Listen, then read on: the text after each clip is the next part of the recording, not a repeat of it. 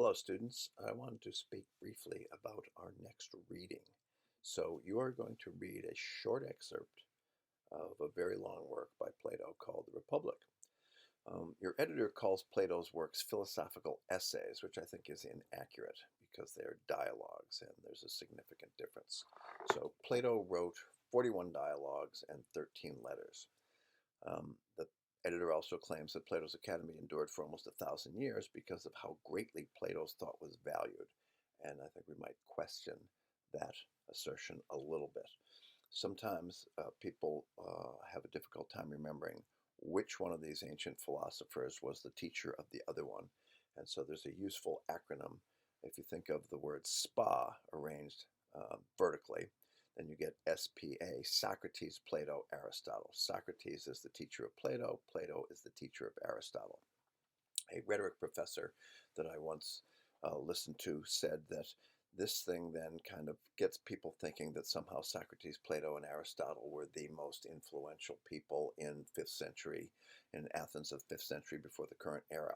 And she said, and that would be a mistake. So she recommends a different mnemonic device, EGI, E-G-I, and that would stand for Empedocles, Gorgias, and Isocrates.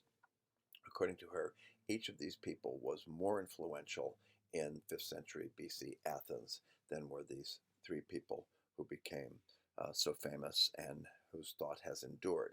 So then the question is, why is it that we know little or nothing of Empedocles, Gorgias, and Isocrates, and we're still reading Plato?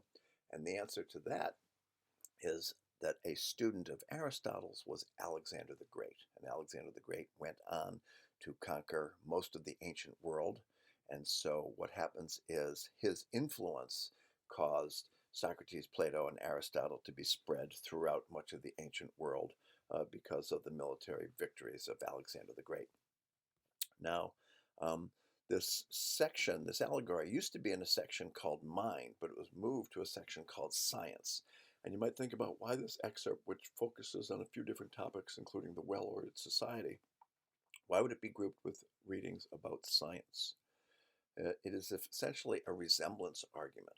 And I like to think of a continuum of resemblance arguments, going from similes to metaphors to analogies to allegories, each of which is sort of more full-featured or complicated than the one before it. The editors also say it's not surprising that Christianity and other religions have developed a system of thought that resembles Plato's.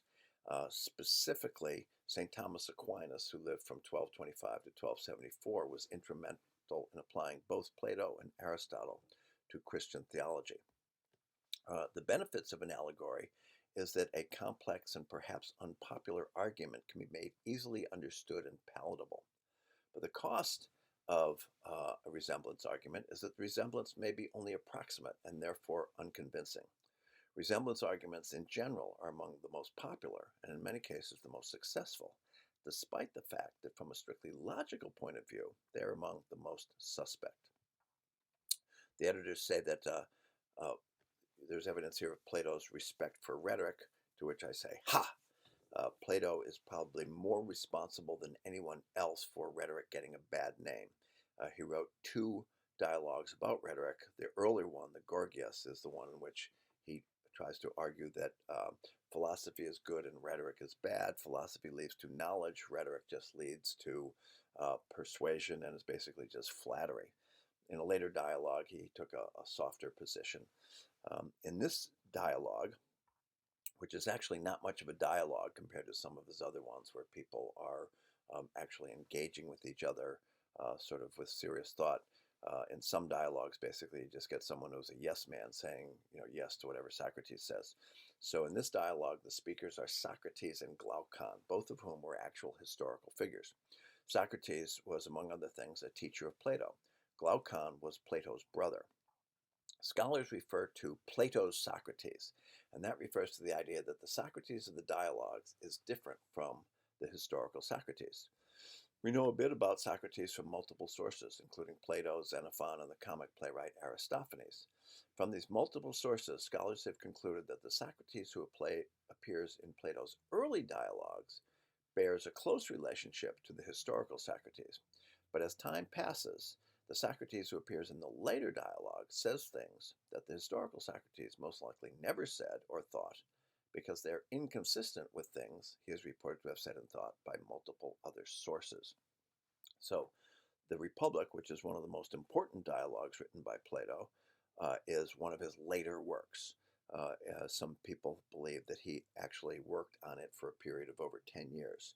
So the Socrates who shows up in this dialogue says things that the real Socrates probably never said. So I hope that helps you jump into this reading, and I look forward to discussing it with you when we're actually in a synchronous Zoom session. Talk to you later.